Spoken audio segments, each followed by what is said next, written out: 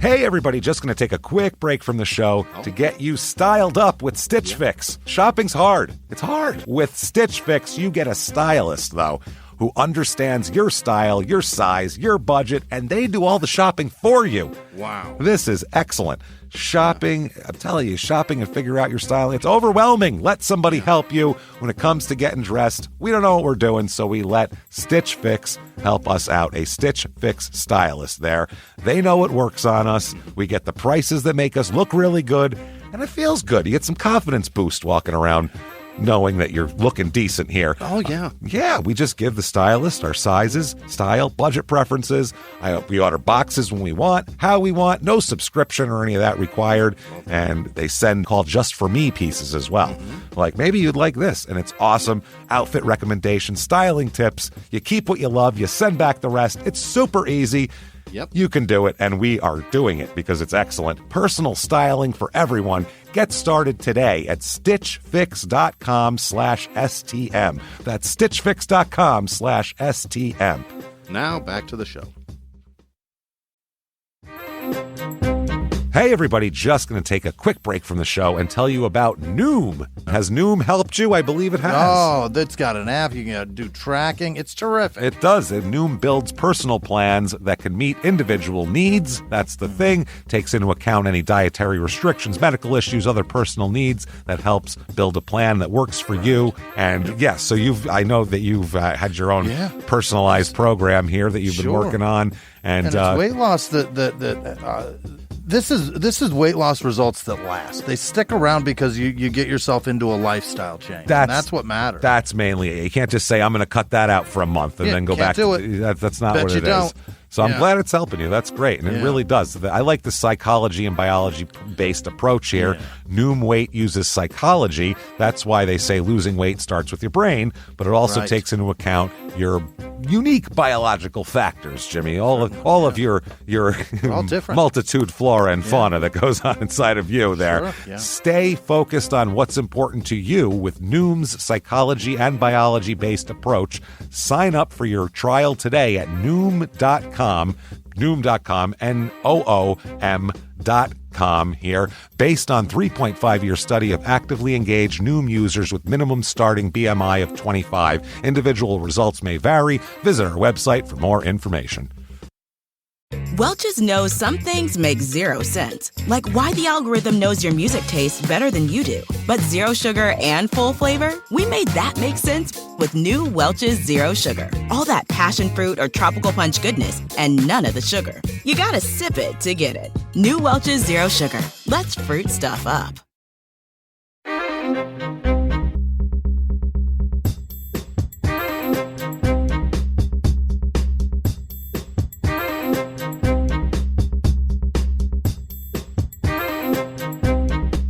Hello, everybody, and welcome back to Small Town Murder Express. Yay! I feel like I should say choo-choo or some shit. Choo-choo. We're on the Express, everybody. Thank you, which is just shorter stories of small town murder, not the stories that are longer, shortened. Right. These are their own stories that are too crazy to not talk about, but aren't long enough with enough backstory to fill. So too nuts to ignore. Too nuts to ignore. Too much groundhog for breakfast. It's all crazy. Let's do this. Before we get into it very quickly, Patreon this week, as you might want to be interested in, patreon.com/crime and sports. We have, you get for $5 or above, you get access to Crime and Sports and Small Town Murders bonus, everything, the whole back catalog, you name it. This week we talk about the many ladies of Tiger Woods. We called it The Secret Life of Tiger Woods and what he was doing to completely blow his perfect image. And then for Small Town Murder, we're doing the prisoner dating game again, which is an all-time favorite, where I pick profiles from prisoner dating sites where they put their profiles up, and I pick 4 beautiful bachelorettes and 4 ruggedly handsome young gentlemen bachelors, and I line them up. Jimmie picks one of each based on nothing but their profile, and then he gets to find out what they did and the horrible person that he's chosen, and it is so much fun. Check it out. Patreon.com/crime and sports now. They are so disrespectful. They really are. And also, head over to shutupandgivememurder.com to get your tickets to the virtual live show on May the 5th. It's available for 72 hours. After that as well, it's just like a regular regular live show in a theater. We set up the screen and the table, and we do the whole deal, except you're in your living room, and that's how we do it. So it's a lot of fun. We cannot wait to do that. And, that said, I think it's time to get into this. All right. Hold on. Before we do that, I think what?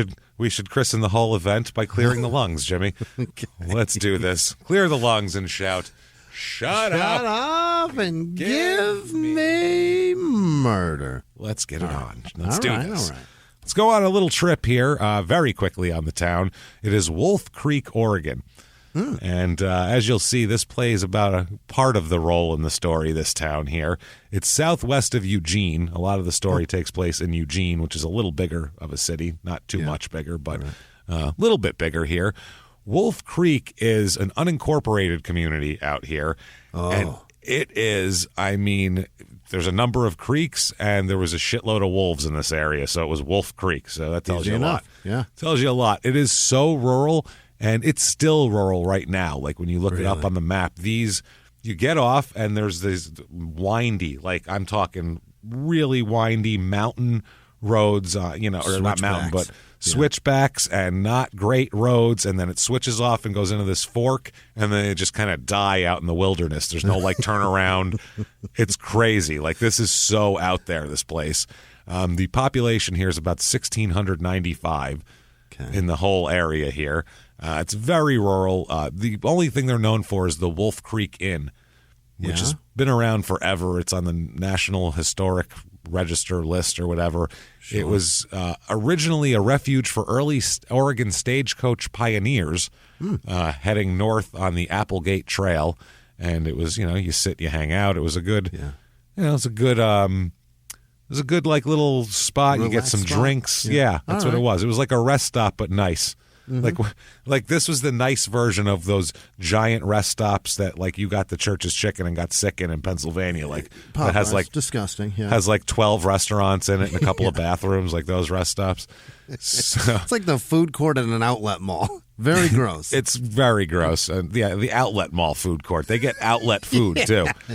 That's the thing. These are irregular hamburgers from McDonald's, so enjoy these cheeseburgers. Oddly shaped nuggets that didn't quite cut it from last season. The chicken's like thigh meat, not breasts. This is last season's chicken, is what we're putting in this. It's a little different at the outlet shredded mall. Drumsticks. The owner regularly prepares. That's funny. They have like a big ice cream stand. You go to that, they just unwrap a drumstick and hand it to you. Here you go. You're like, this isn't what I wanted. This isn't it. This is not what I asked for. So the owner would prepare chicken dinners in the upstairs ballroom. Okay. And, people would do all of that. It was a big deal. And there's a ton of hauntings around this area as well. The Wolf Creek area is known for hauntings. This is an area where you take someone to murder them. That's where you take them. You take them off the logging roads out in Wolf Creek. Jesus. So this has happened quite a few times. Many bodies have been found out here. And really? It's so desolate. It's so desolate and out there. It's not like, this is like, it wouldn't be like in Phoenix if you put someone on like, South Mountain or something. People are traipsing all over that all the time. This is like the Nevada desert. Yeah, this is needle in a haystack is what this is. Yeah, it's exactly what it is. Like the Nevada desert, middle of nowhere. People say all the time that the Wolf Creek Inn is haunted, and not only that, this whole area. They actually have a ghost tour that goes through there. The historic Wolf Creek Inn hosts an all-inclusive ghost hunter's experience where you can learn about the history of the site by hanging out with a paranormal expert, read someone with a YouTube account, and one of those little machines that when the lights go red, they go, that means there's a ghost right here. Really? Some Ghostbuster. Is that what that is? Ectoplasm finder. They try to make it look like the Ghostbuster one, too, and you're like, bro, I don't know what that's picking up. Who knows what that? Maybe that's a Wi-Fi detector. We have no idea what you have there. That's ridiculous. I don't even know if that just finds hot wires in the wall. Who knows what that finds? That's what I mean. That might be like when you would go with the electric company with your detector. That might be what we have no clue what this is. Jesus, that's amazing. And they do that. The show Ghost Adventures blamed a local witch community for the hauntings being reported in the Oregon town. Say again, Joe Ghost? Ghost Adventures. Oh, okay. That show. Joe Ghost. Is that a show too? Hey, I thought you said Joe Ghost Adventures. I'm like, who the hell's he? The name's Ghost. Joe Ghost. I'm here to catch some ghosts. That's amazing. So, yeah, they say that that's what it is. The old town, which is currently in a state park, is being restored. It's well known for its hauntings. And the show, the Ghost Adventure show, labels these hauntings as demonic and unleashed by local witches. Oh, so they're bad ghosts. Oh, they're bad ghosts with bad witches, and it's a whole bad terrible thing. intentions. Terrible intentions. So that said, let's talk about terrible intentions. With this murder we need to talk about. Boy, do I hate ghost people. Oh, man. The people that are obsessed with it are a little...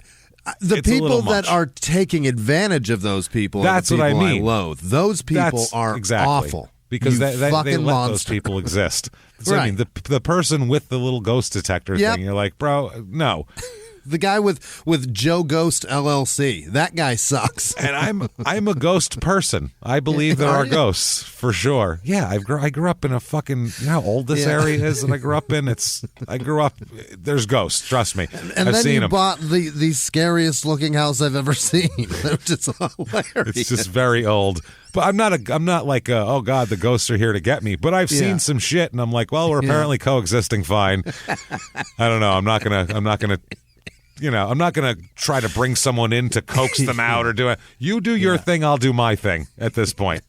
I was sitting in your living room seeing that weird shit in your bathroom. I kind of get it, but but also there's weed smoke in the air, so who fucking knows? Who knows? That's the other thing. Who knows, Jimmy?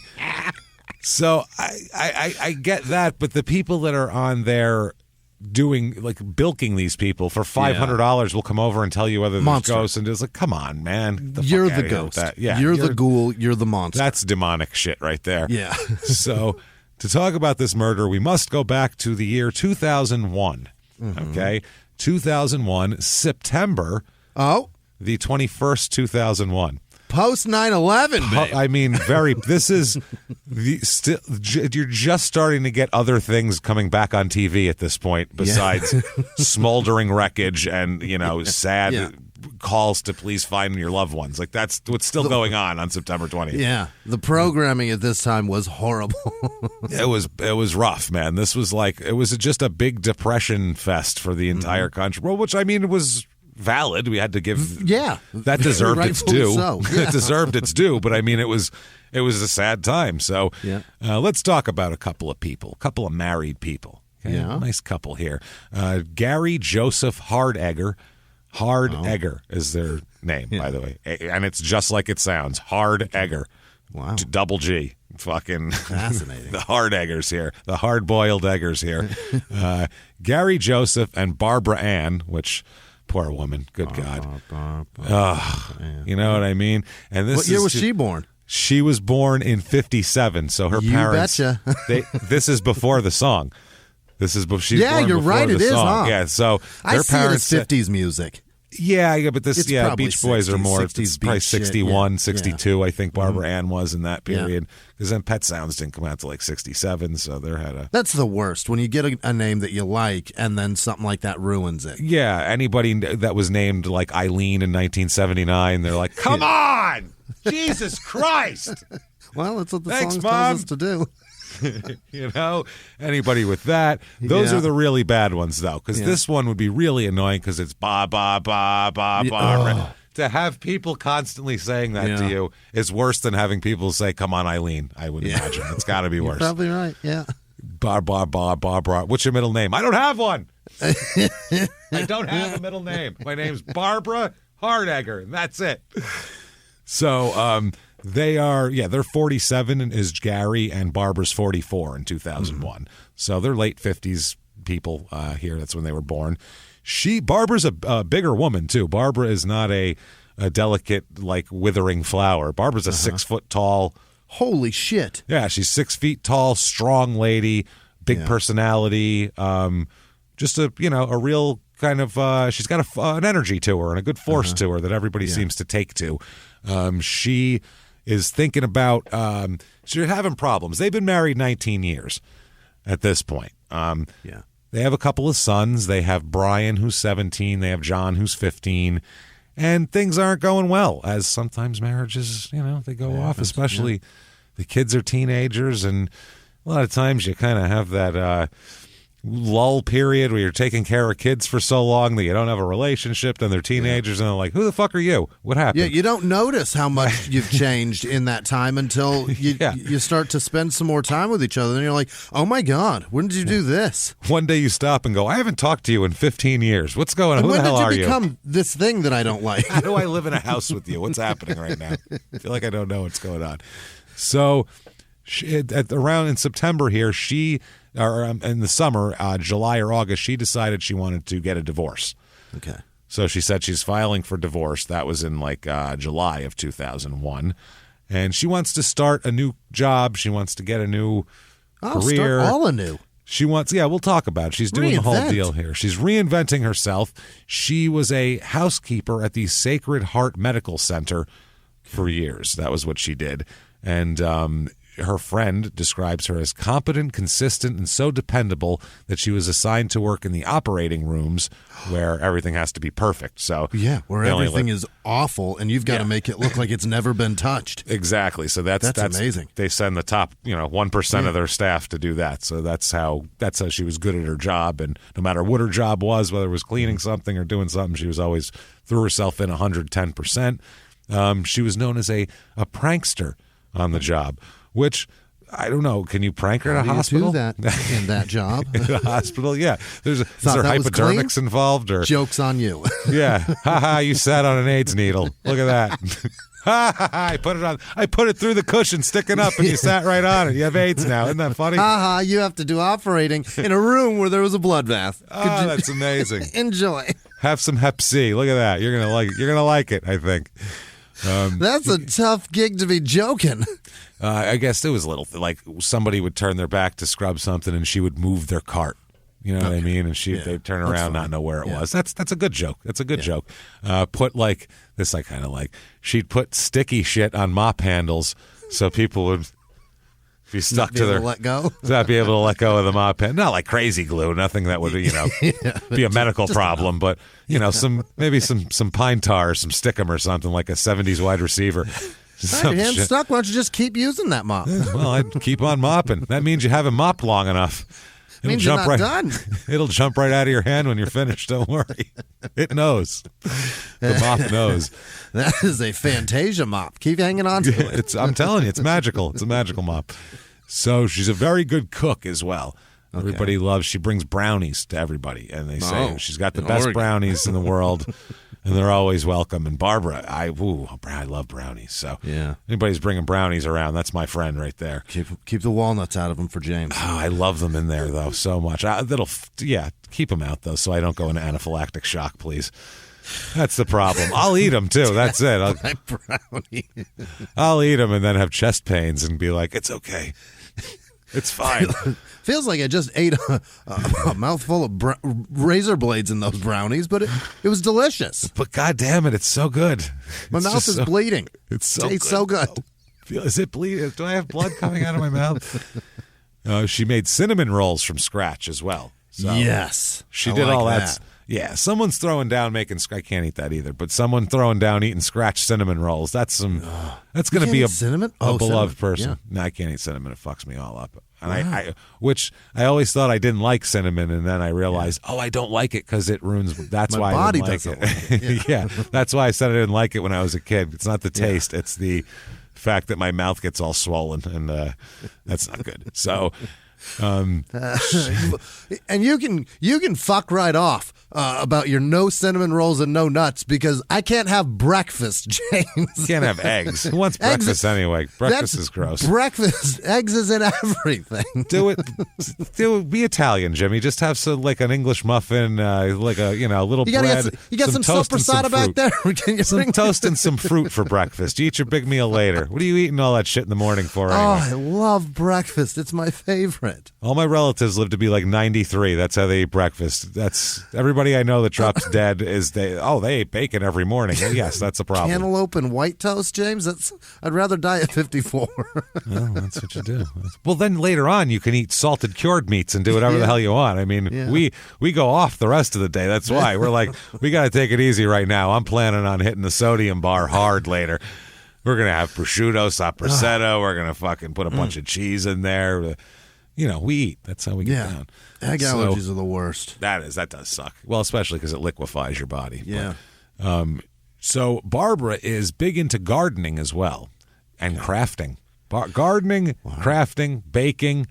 Yeah. She's getting it down. She's getting down with all that shit. Yeah. Oh, and also she liked to do pottery as well, photography, and she liked needlework and floral arranging. She's all around amazing. She's good. She's fucking Martha Stewart, man. She's like a Disney character. Like it sounds like when she goes outside, birds land on her fingers and shit, and then she like traipses around the yard singing while they dress her in the morning. Yeah, they come with her clothes, and she's like, "Very nice. Let's go crafting now. Let's make some cinnamon rolls." So everyone is terrific. Let's have everyone wake up to the smell of a baking cinnamon roll. What do you say, everyone? Oh, it's so good. And then the birds go down and start getting it ready. Take some dough out. They follow her recipe. They know what to do. Yeah. Give me a break. One of her friends said she was really playful, always joking. She loves to cook. She said it didn't seem like her and her husband did a lot as a couple. Okay. All of her friends said when they hung out with Barbara or her work friends, when there was a work party where people's spouses came, Gary's not ever involved in that. Barbara he didn't show up, or he was like on the other side of the room. No, not there. He wouldn't be there. He's just Barbara's her own island there, and Gary kind of does his own thing. Friends said though they never sensed that Gary and Barbara had any problems until one day in July, Barbara stopped by her friend's office to say she's getting a divorce. Okay. Hi. Just want to stop by and say I'm getting a divorce today.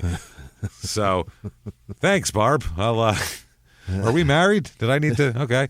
Why do I need to know? What are you telling me for? So, but yeah, she did that. She said this was kind of her.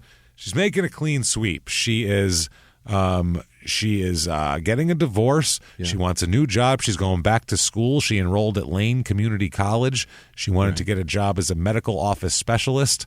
Just to step up, more money at her current job. She lost 35 pounds. She took up hiking and biking.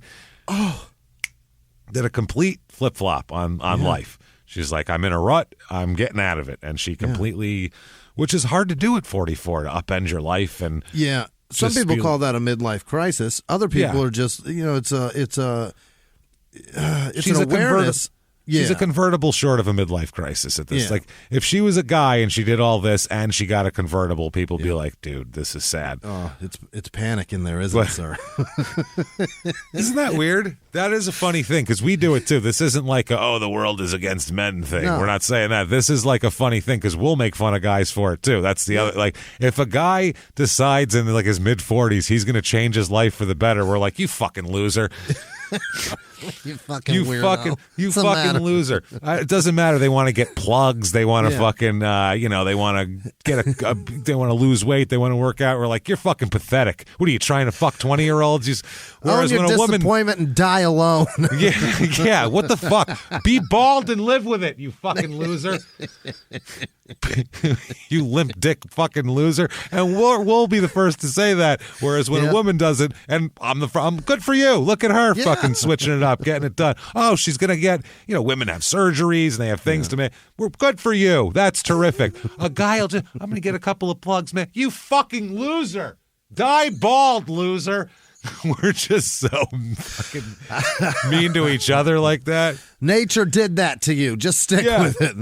I'm telling you, man. It's fucking.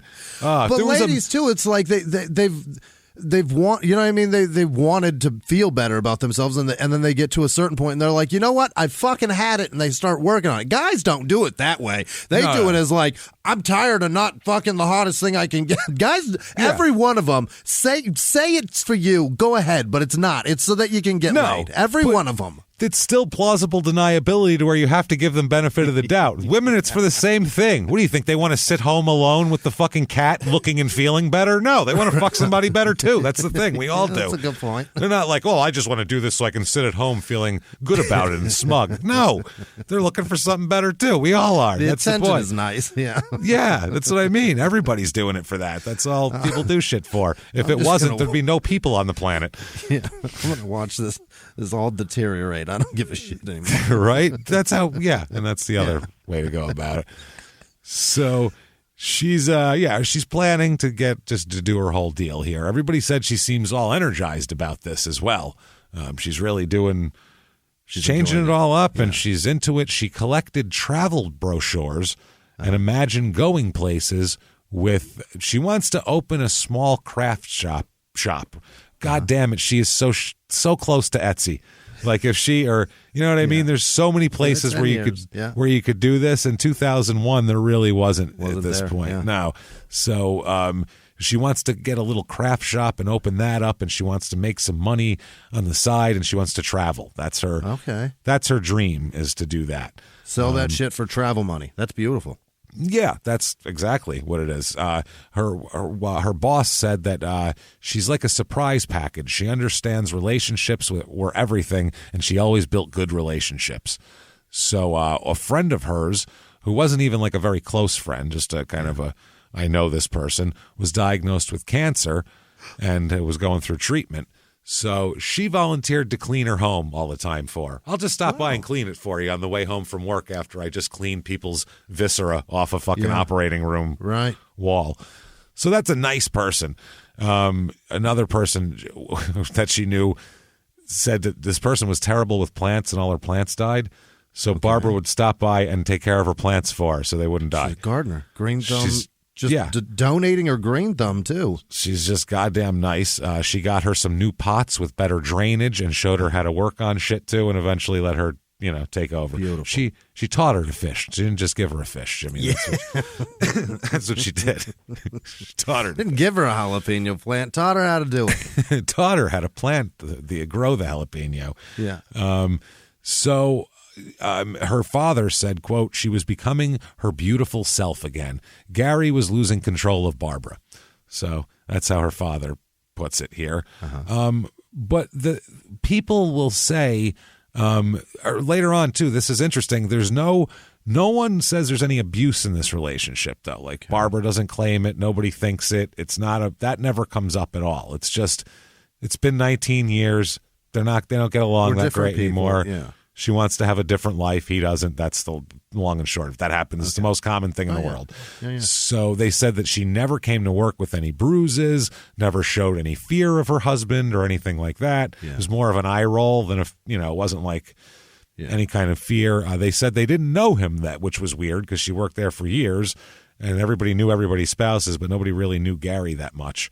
Yeah. One person said, about 5 years ago, about 96, they think he may have attended a holiday potluck party at the office, but they weren't positive.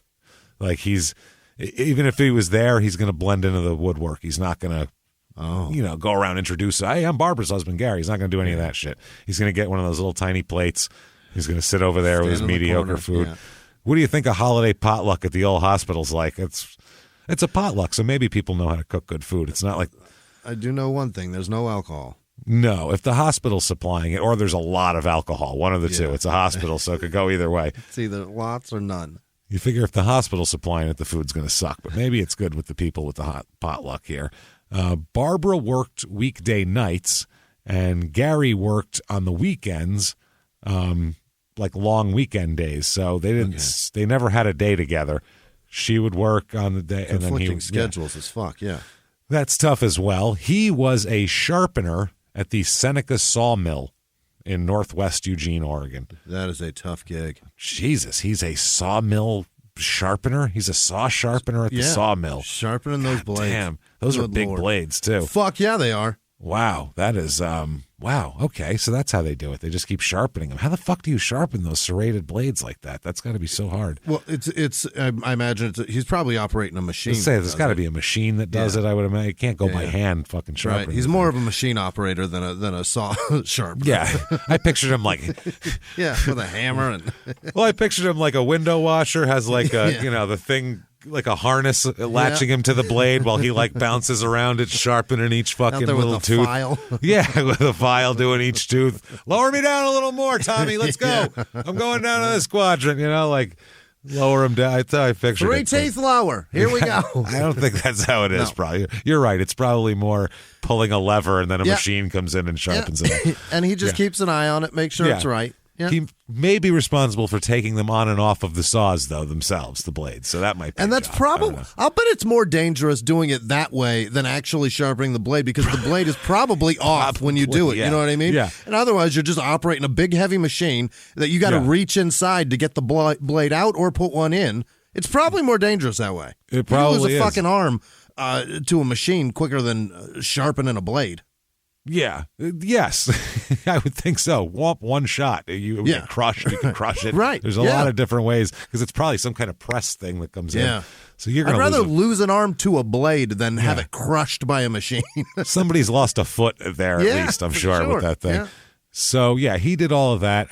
Even his coworkers, he's not a real social guy, Gary. He's just kind of there. That's what everybody says about him. He's just kind of wallpaper. It's the best way to describe him here. A neighbor of theirs named Cindy Schlecht, she said Gary always seemed to have a beer in his hand whenever she saw him outside in their yard. They have a 2-acre yard, and there's a pasture and a garden. It's a 4-bedroom, split-level house. She said, though, he never appeared drunk. No, he's the guy who just drinks beer all the time. He has a beer in his hand every hour or so. He's got another beer. He doesn't get drunk off of it. He's just always drinking beer. Yeah, we all know that guy. A lot of that guy is our fathers. That's if it's in a koozie, they might be talking about my father. That's possible. I've never seen somebody have a koozie in their pocket. My dad will bring a beer koozie in public and whip it out and pop it on a beer. In public. There's going to be a beer nearby very soon. Oh, he's going to have a beer. There's going to be a beer. That's my father. I've seen him drunk maybe 2-3 times in my entire life, but he always has a beer. It's the weirdest thing. Showed up in a green room in Florida. Pops a fucking koozie out of his pocket. There you go, West Palm Beach in the green room.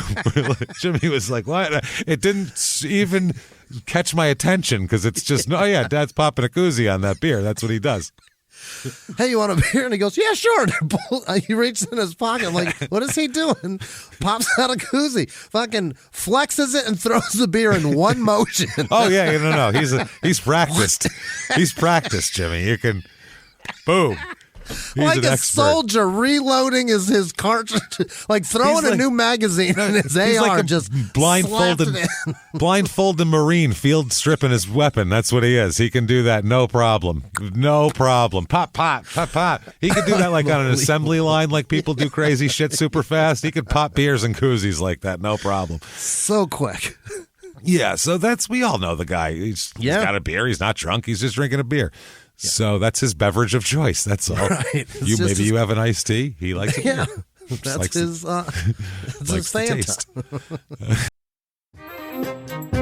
Hey, everybody, just going to take a quick break from the show to tell you about the safest sponsor ever, Simply Safe. Absolutely. These people will keep you safe. It's amazing. You know that every 26 seconds a burglary takes place in the United States, according to the FBI. That means that by the time this podcast is over, dozens and dozens of homes will have been targeted, ransacked. God knows what happens here. So protect your home before it's too late with Simply Safe proactive security system. Simply Safe helps stop threats before they even have a chance to break in. Named Best Home Security System by U.S. News and World Report 5 years in a row. And by us for about the last 8 years as well. If you trust us, believe me, you want Simply Safe. So visit simplysafe.com/small to claim 50% off a new system with professional monitoring plan and your first month free. That's simplysafe.com/small. There's no safe like Simply Safe. Now back to the show. This show, Small Town Murder, is brought to you by BetterHelp. Get yourself some therapy, everybody. Honestly, here. We often hear about, red flags that you should avoid. Hey, that's a lot of a thing. It's become a real phrase now, real cliche. Yeah. But why don't you focus also, you look at like green flags in friends and partners. Look for good things as well. Right. And maybe you're not sure what that looks like, though. Therapy can help you figure that out. What are positive things? What are the green flags? And then you can practice them in your relationship. It's absolutely a fact. And so, honestly, we absolutely are huge advocates for this. It really, really helps. BetterHelp is fully online, making therapy affordable. It's convenient. They serve over 5 million people worldwide. You can access a diverse network of more than 30,000 credentialed therapists, wide ranges of specialties there. Here's the coolest part. You're not getting along with your therapist, you're just not feeling it, you can switch at any time, no extra charge. Wow. The thing is, they want you to get help. That's it. And you can do it with BetterHelp. Discover your relationship green flags with BetterHelp. Visit BetterHelp.com/smalltownmurder today to get 10% off your first month. That's BetterHelp, HELP.com/smalltownmurder. Now back to the show.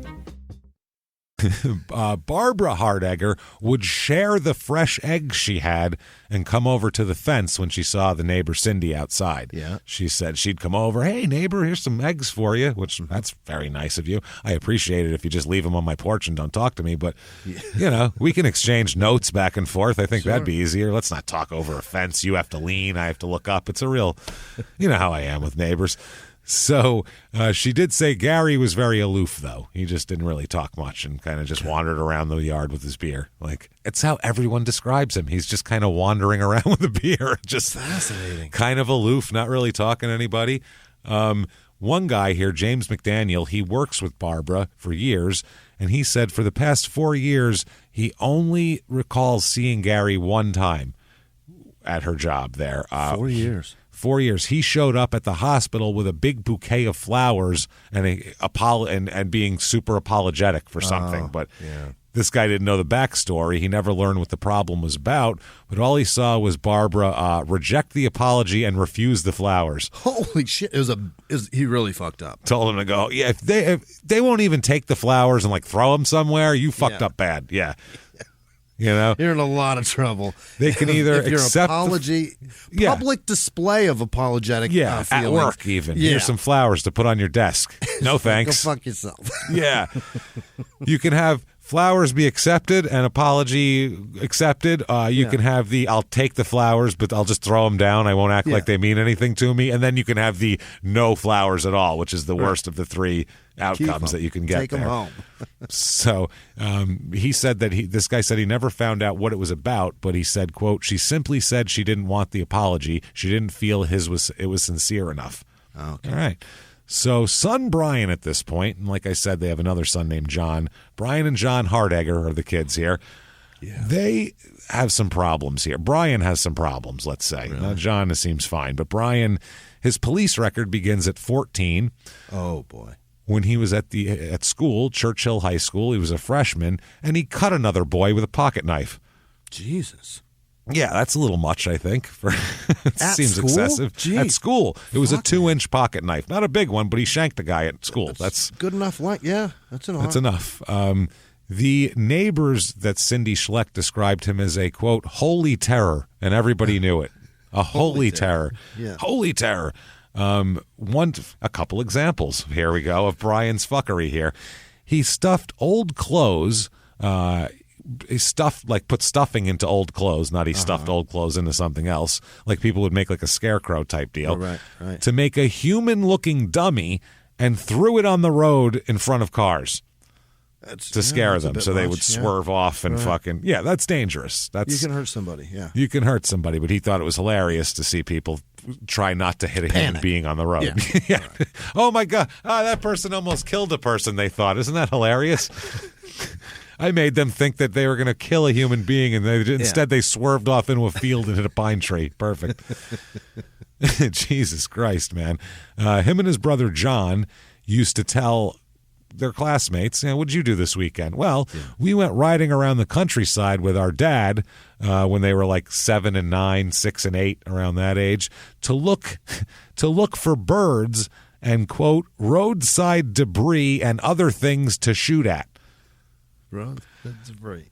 Come on, kids. We're looking for shit to shoot at. Get the guns. There's stuff that we're not hunting.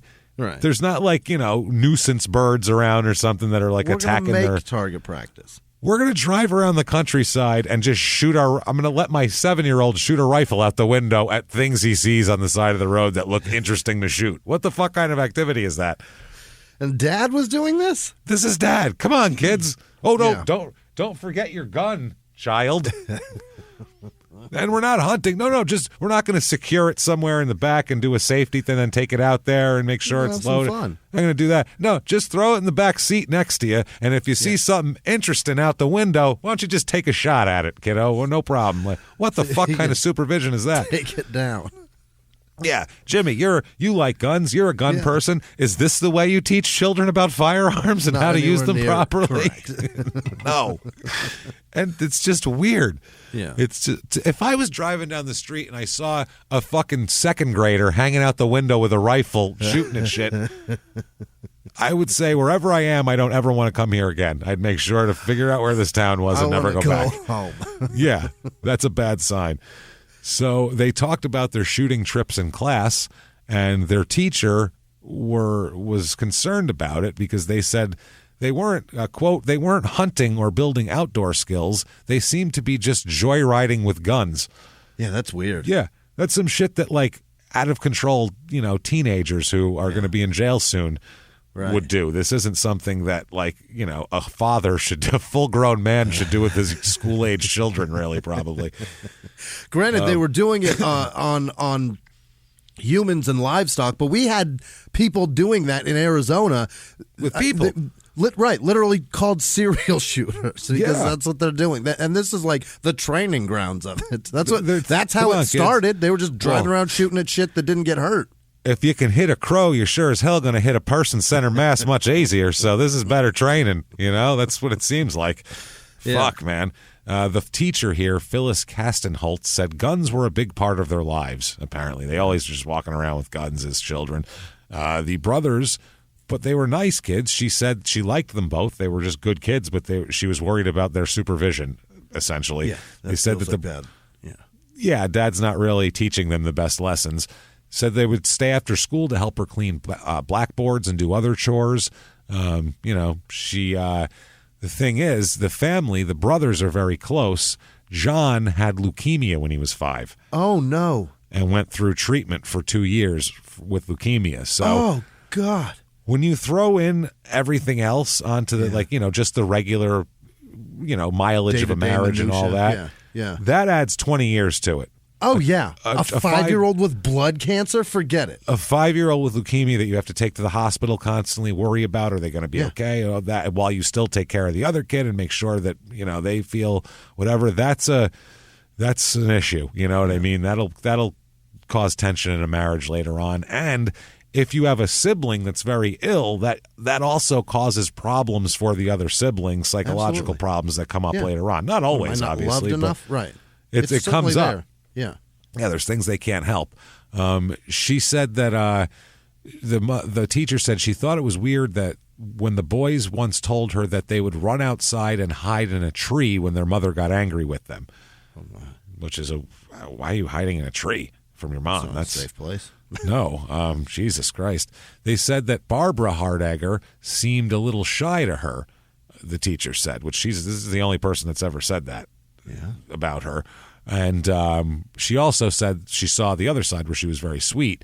But Gary and Barbara Hardegger were very upset with Brian's school performance, and the teacher said she was kind of in the middle of it. They were not happy with him, and, she's got to be in the middle of this whole deal.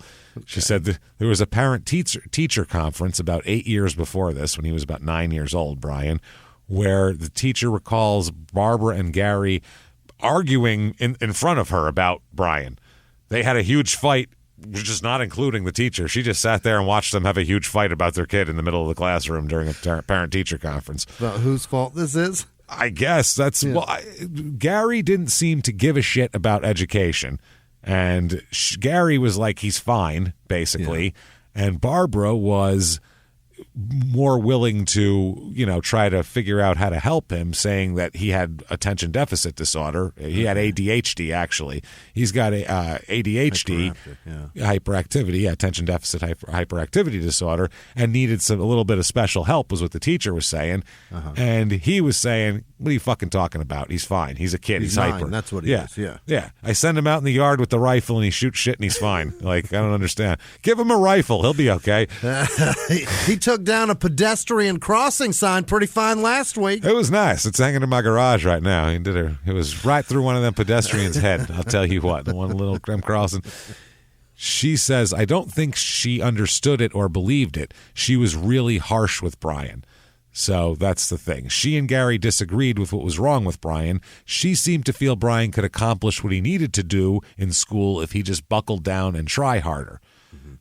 Brian, she said, quote, Brian seemed to be typical ADHD. He really couldn't concentrate. He didn't have any impulse control. He was a sweet kid who couldn't control his behavior. I loved Brian. I thought he was sweet, misunderstood, and really hurting. She said that it was obvious to see that Brian got along much better with his father than his mother. Okay. And see, that seems to be the theme that runs through this, is both boys seem to get, because they're like overboard. They're living an overboard lifestyle. Pre-Goldie Hawn coming in, where, it's just Kurt Russell going, come on, boys, and they're going, hey, they run and they're throwing fucking SpaghettiOs on the ceiling, and he's like, this is hilarious. Farting at each other and shit. Like speed eating. Speed eating and then throwing the leftovers at each other and hosing it off when they're done and shit like that. The teacher said, Brian always seemed to really look up to his father. Gary showed him warmth and happiness. I think he felt his father would always help him out. She said that in the time she knew the family, the teacher said she worried about Brian, but never suspected there was any abuse going on anywhere in the family. It was just a family dynamic that was weird. But she did say, quote, no suspicion of abuse, but the teacher said, quote, she was a big woman. She had a temper. It appeared as if they could both dish it out. Who knows what was going on behind closed doors. Ooh. So, yeah, apparently when there was an argument, she was the one saying, hey, listen, fucking, she was the more aggressive person in the argument, everybody said.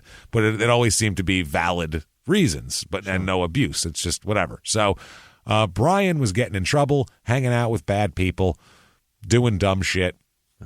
After he stabbed that kid, he denied having a knife or even never seeing a knife, even though multiple students watched him take out a knife and stab this kid. What knife? He told the school officials that he scratched him with his fingernail. Okay. I keep them razor sharp. He had 2-inch nails. Well, my dad is a saw blade owner, so I learned some lessons, and he files them down to a sharp. I could cut a 2x4 with this. You understand? I'll take your child to work day every year. I go get them lined up. Oh, they're sharpened up. Nice. So the injury wasn't very serious because it was a 2-inch pocket knife, but still, it's a stabbing amongst children. You can gotta fuck somebody up with a 2-inch blade. Oh yeah, especially depending on where you stab them. Yeah. He was suspended from school and put on probation for carrying a weapon in school with the police as well. The next year, when he's 15, he is charged with burglarizing a house where he stole ski gear, electronic equipment, and CDs. But if only he knew how worthless they were going to be soon, he wouldn't have had to steal them. But those books are heavy. They are, I'm telling you. The victim here, the burglary victim, says he discovered that a likely suspect, a high school boy, who admitted that he and a dozen other boys were breaking into homes. So he was just running with a pack of kids that were just breaking into homes and they were just living crazy, doing wild shit. This Randall Rogers, who's the burglary victim, he said he called Gary Hardegger and arranged to meet with him and Brian at the school football field during a practice. He said, come out there and meet with me. He said he wanted to learn about, basically he said he wanted to learn more about the crime and try to set the stage for talking to Brian about changing the direction in life. Basically, not a motivational speech. Why'd you do this is what he wants to know. What is causing you to do this? He said, I just leaned on Brian real hard. I said, you can participate with me, and I'll take that into account when I decide whether to file charges, or you can continue, and I'll do everything I can to see where you are where you need to be. So he said that he just seemed like another kid going down the wrong road. Mm-hmm. So apparently, he wants this kid to do that. This guy also says that Gary Hardegger seemed concerned about Brian and said Gary was definitely trying to be proactive and get involved in solving this case and obviously diminishing the net effect on them. So Barbara is a bit leery of Brian because he gets a little crazy sometimes.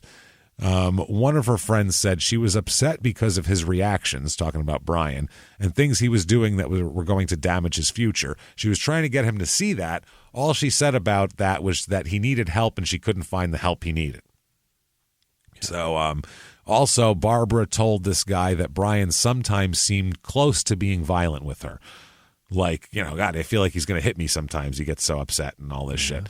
He said she only mentioned that to me twice. I kind of feel bad because I didn't push to find out. So, he said maybe I should talk to her more, but at the time I just didn't. So another coworker said that they never really, Barbara never spoke about her children or her marriage really at work, which is so strange. It's so weird. They said that Barbara once told this woman that she couldn't control Brian and was thinking it might be better to turn him over to Gary to raise, like after she filed for divorce and moved out. Like, maybe I should just let Gary take Brian. He seems to get along better with him. Brian doesn't want to hear shit from me. Yeah. So that's but if what that's she said. The problem, then you're just exacerbating it by handing him over and keeping him on that path. You know what I mean? Yeah, There's got to be some correction somewhere. I guess so, but I think she's just given up. I think he's 17, and I think she's like, you know what? He's who he's going to be. Yeah, that's what it is. Apparently, he seemed to look up to his father a lot, they said, and he had dropped out of school. He would stay at his grandmother's house a few miles from his parents' house. He was, that sort of deal. He just wasn't doing very well. He was suspended from school at that point, so he just dropped out here. And, he lived away from his parents' home for about 18 months previous to September 2001 because of just shit going on in the house. And then once the parents separated, he moved back in with his dad. Is how it happened here. So September 20th, 2001, Barbara is planning to spend the night at home here. Okay, the two kids are going to be with Gary, and she hasn't been living there. But her attorney told her for the divorce proceedings, it will be best for you if you go spend time with your kids. You have to look, you have to show that you're spending time with your children and you didn't just run away. Appear interested in being a mom. Yeah, which she is, but she just doesn't. It's a weird situation. So a coworker, but judicially, you've got to show interest. Exactly. Otherwise, they're going to take them away from you. Legally, you're not going to get any support either from it. Yeah. It's going to be a different type of thing. So any divorce attorney would tell you that, no matter what the situation was. So a coworker gets a ride home from Barbara, that evening, and she said that Barbara was reluctant to go to the home because but her lawyer told her to do it, and she was like, this is going to be something. No one wants to go to their ex's house and stay the night. God, no. That's not fun here. So she drops her friend off. She drives over to the house. She parks. She gets out of the car and goes in through the garage like everybody does. She opens the garage, gets in there. When she gets in there, Brian's in the garage. Okay. So she's like, "Hi, Brian," and he says, "Hi, Mom. That's cool." Here he had worked that night and then gotten home after that, and so Brian at that point sprays her with pepper spray in the face. Oh. That's a shocker. Yeah. And then stun guns her. Hits her with a taser, Jimmy. Zaps her. She goes unconscious on the ground. Okay. Pepper spray in her eyes, stun gunned on the ground. Here comes Gary. Gary pops out. Jesus Christ. Imagine you saw your son. Amy, you can't stand your ex-wife, but if you saw your son stun gunning her, you'd go, Jesus Christ, what the fuck are you doing? And you'd kick him in the chest to get him away from there. I get obviously. it, but stop. Look, I've wanted to do this a lot. You can't, okay? I understand. I never did it. You certainly don't get to. Whatever I'm shit not she's... allowed. You aren't allowed. Yeah, whatever shit that has annoyed you, trust me, 100 times worse on this end, and I'm sure she'd love to do it to me as well. So this goes... Didn't cost you a dime, boy. This goes many directions. We all want to do this, and none of us can, son. So let's not do this.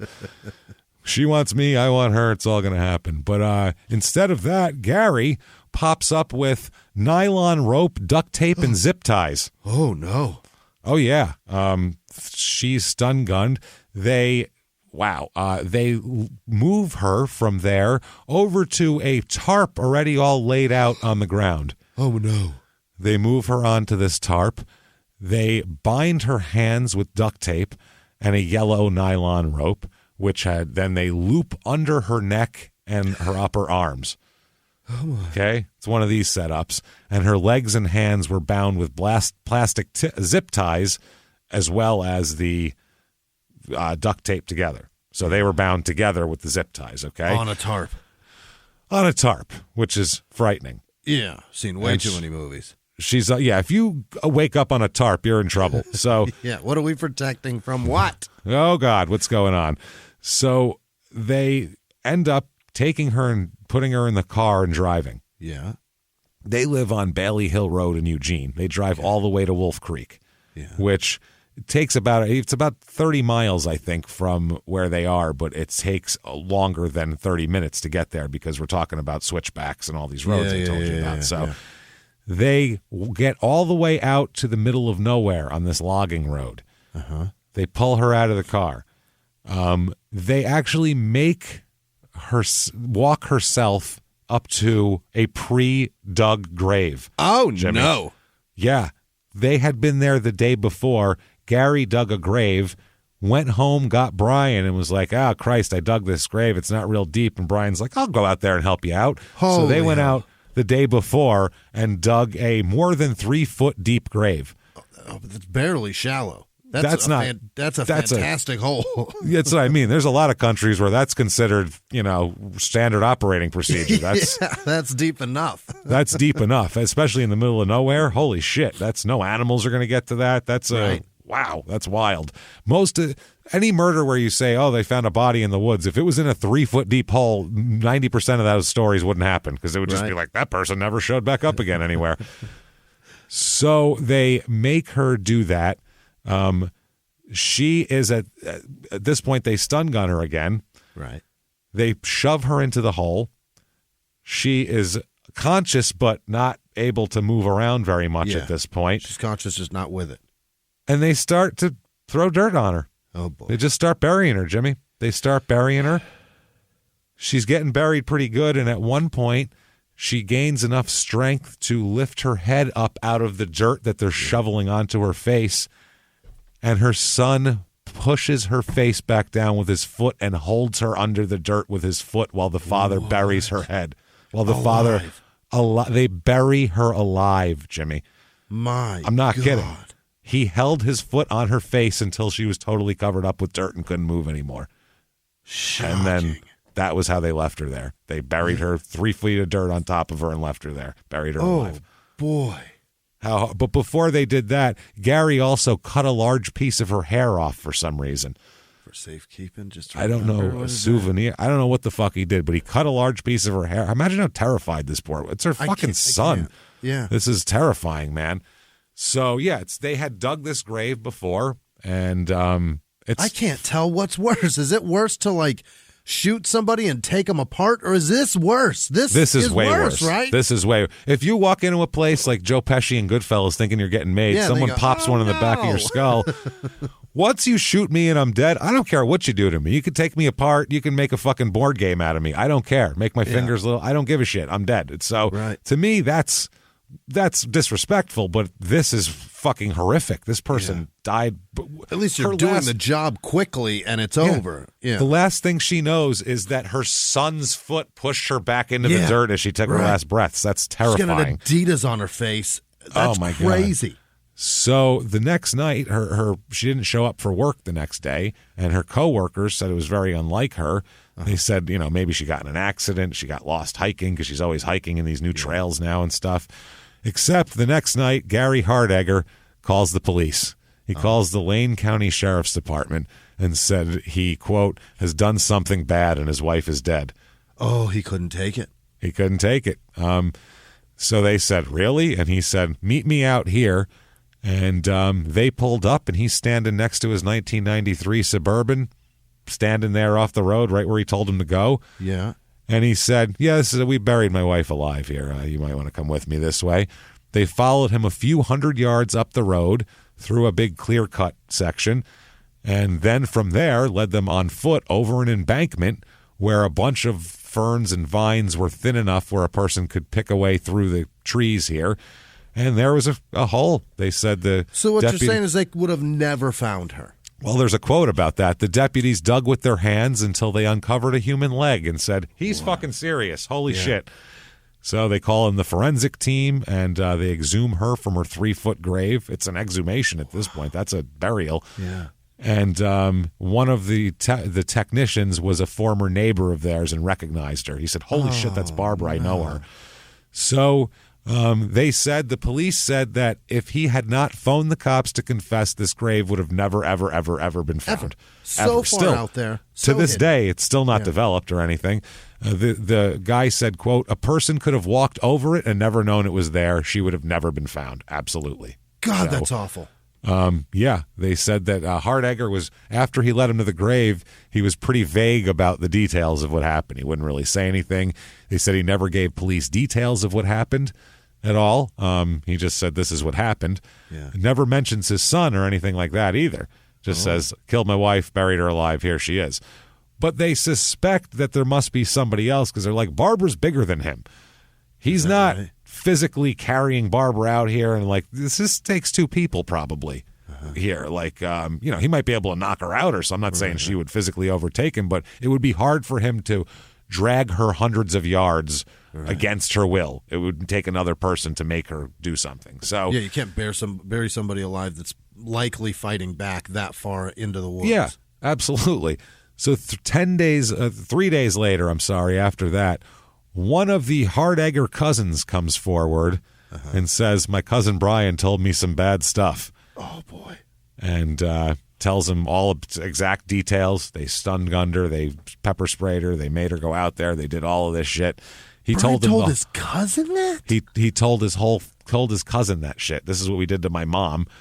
And the police knew it was true because it had all the details released in the newspaper, but he also told about the cutting of the hair, which they didn't release to the public on purpose, so they knew he was telling the truth there. They have a big memorial vigil for Barbara where a lot of people show up, all of her old coworkers. It's a big remembrance here. So the prosecutors do not want to seek the death penalty because one of the legal requirements is that in Oregon is that the defendant must pose a continuing threat of violence to others. And the prosecutor himself said, quote, we could not find one person to say Gary Hardager was a violent man. So we don't expect this to ever happen again out of Gary, probably. It's very personal, yeah. This is probably a one-time thing, so life would probably be fine for that. The defense was vaguely that there was a psychological warfare going on in the home. That's what they were calling it, quote unquote, psychological warfare that led to this. It just got out of hand, is what he said. Okay. But Gary pleads guilty to aggravated murder. So there's that. Now, the son here, he is going to plead guilty to felony murder as well, and kidnapping and all that shit. So it's fucking interesting. They said that they were happy that they didn't have to go into a whole trial and get all this because it's obvious what happened here. So he pleads guilty. The deal he makes does not require him to testify against his father at all in any sort of sentencing or anything like that. But if the prosecutor can prove he lied about anything, the plea bargain calls for reinstating of all the original charges. Yanking it off the table, and you're going. Deal's gone. Yeah. Deal's gone, and he could get the death penalty. So that ends up going on here. Now, he's going to be sentenced here. The prosecutor said, if we didn't think, here we go. Yeah, they did the thing. Prosecutor comes up here. Barbara's sister got up during Brian's sentencing. This is Brian's aunt, and said that Brian is a shell of a human being without character or conscience. She said that she recalled a phone conversation with her sister 4 days before the murder when Barbara said she knew her son hated her but hoped one day he would overcome those feelings. Oh. That's sad. She, quote, she was the only one who held your hand when you were in trouble. She loved you, is what she said. Brian, they said he's, quote, swaggered into court with an exaggerated swing to his shoulders and showed no emotion during his hearing. She had to play that shit. So the judge says, you, sir, may fuck off, life in prison with parole, not eligible for parole for 25 years, though. That's how it works. Coming up soon. Coming up, we'll talk about that. The guy here, the prosecutor, said if we didn't think it was just, we wouldn't have done it. He'll be 42 years old when he first becomes eligible for release. He may do longer. That's up to some parole person or post-prison supervision board reviewing what he's done in the penitentiary or whether he's rehabilitated enough. There we go. So the dad goes up here, and Barbara Hardegger's mother described the crime as a heinous, barbaric act and hopes that Hardegger's prison experience mirrors the ordeal of her daughter's last hour. The savage end of the murder is the legacy Gary has left this family forever. Yeah. So he makes a statement. He offers no explanation, no anything. He just said that he was sorry to his parents, his brother, and his friends, and he's sorry he murdered his wife, and he's just real sorry. Okay. So the judge says, you, sir, may fuck off, life, no parole for 30 years. Okay. For him. By the way, when they asked Brian if he wanted to say anything, he said, nah, I'm good. Just took it like a man. I'm good. Nope. For that kind of crime. That's not the kind of crime you take like a man, sir. That wouldn't show so much remorse. Your mom's dead. 2009, Brian tried to do a ineffective assistance of counsel appeal. Yeah. And they were like, dude, saying that if he interviewed this one, they would have given him an alibi and all this shit. But then when they actually did interview these people, they all said, no, we wouldn't. So it's just all made up bullshit. And they say, keep on fucking off, mister. In 2020, though, this just happened. August 12th, 2020, recently, within the last year and a half here. He took this to some sort of appeal, and they figured out that the state cannot impose a life sentence with a 30-year minimum term without consideration of youth at the time of sentencing. And they reversed and remanded the decision. So, oh no, his sentencing is going to be up for review, and he's already served 25 years. So when this all goes through, he's probably going to be released on time served, I would imagine. That is horrifying. That's horrifying. Gary, he seemed to have settled in. I found under his name a leather purses business. What? Okay. It's a business called Leather Purses. Registry number with the Oregon Secretary of State Corporation Division is 121947394. Real business. I found Leather Purses, the officer name, Gary Hardegger, and the address. I'm like, he got out. Address 2605 State Street, Salem, Oregon. I looked it up. That's a prison. He's running a leather purse. That is the Oregon State Penitentiary. Where he's making leather purses in prison. Yep. And by the way, the penitentiary is right next to the Hall of Strains dispensary with the weed dispensary. He's making leather purses in prison, Jimmy. Can you imagine being in jail for weed and then you look out the window and see that shit? You can smell it all the time. The jail always smells like weed if the wind's blowing east over here. Oh, that's horrific. So Brian could get out and walk around with tons of life skills, as we know. He knows how to shoot things out the window and be in prison, so that's great. And kill people. And then Gary, he's settling in, making purses. So there you go, everybody. Making purses. That is Southwestern Oregon's weird ass. Wow. And that is Small Town Murder Express, everybody. Hope you enjoyed it. Chew, fucking chew. Next stop, Crazyville. Here we go. Boy. Hope you enjoyed it. Listen to Small Town Murder every Thursday. Listen to Crime and Sports every Tuesday. Right. And that said, also, Patreon, get on that. Thank you so much, everybody. Oh, my God. And until next week. I got to go. Thank you very much. Yeah. Bye.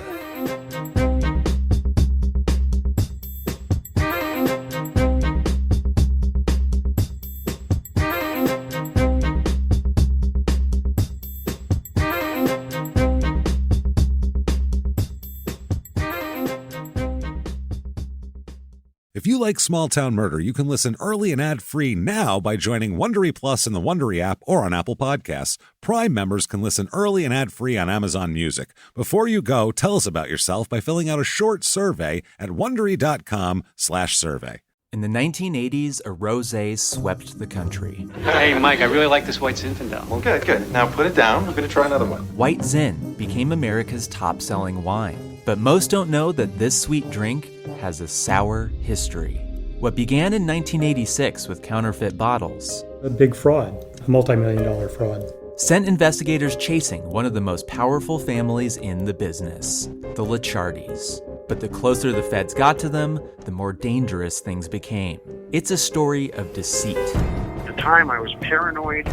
Threats. You touch my kids, I will kill you. And murder. With a .22 caliber bullet to the head. What started with a scheme to mislabel wine spilled into a blood-soaked battle for succession. Welcome to Bloodvines. You can binge listen to Bloodvines exclusively and ad-free on Wondery Plus. Join Wondery Plus in the Wondery app, Apple Podcasts, or Spotify.